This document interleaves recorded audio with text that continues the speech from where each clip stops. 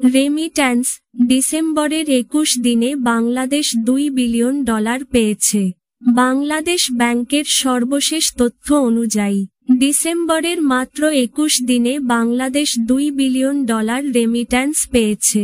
এটি 2023 সালের ডিসেম্বরে পাঠানো $1.99 বিলিয়ন তুলনায় সামান্য বেশি। প্রবাসীরা আইনি পথ বেছে নেওয়ার কারণে, বিশেষ করে দেশে রাজনৈতিক পরিবর্তনের পর, রেমিট্যান্সের এই বৃদ্ধির কারণ হিসেবে দেখা হচ্ছে।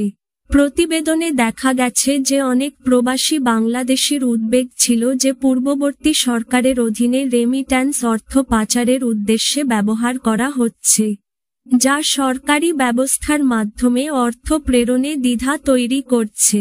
বাংলাদেশ ব্যাংকের নির্বাহী পরিচালক ও মুখপাত্র হুসনে আরা শিখা বলেন, শক্তিশালী নিয়ন্ত্রক তদারকি রেমিট্যান্স প্রবাহকে ত্বরান্বিত করেছে এবং সুবিধাভোগীদের সময়মত অর্থ বিতরণ নিশ্চিত করেছে।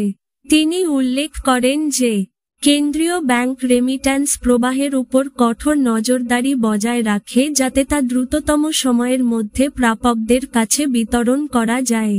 জুলাই থেকে ডিসেম্বরের মধ্যে, 21শে ডিসেম্বর পর্যন্ত, প্রবাসীরা বাংলাদেশে $13.14 বিলিয়ন পাঠিয়েছেন, যা রেমিট্যান্স প্রবাহে স্থিতিশীল পুনরুদ্ধারের ইঙ্গিত দেয়।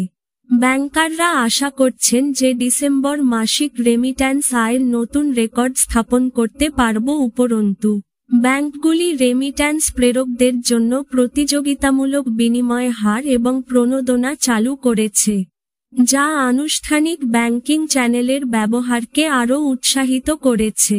Mutual trust bank limited, MTB, এর ব্যবস্থাপনা পরিচালক এবং প্রধান নির্বাহী কর্মকর্তা সৈয়দ মাহবুবুর রহমান রেমিট্যান্স কার্যকলাপের বৃদ্ধির মূল চালিকাশক্তি হিসেবে এই প্রণোদনাগুলিকে তুলে ধরেছেন।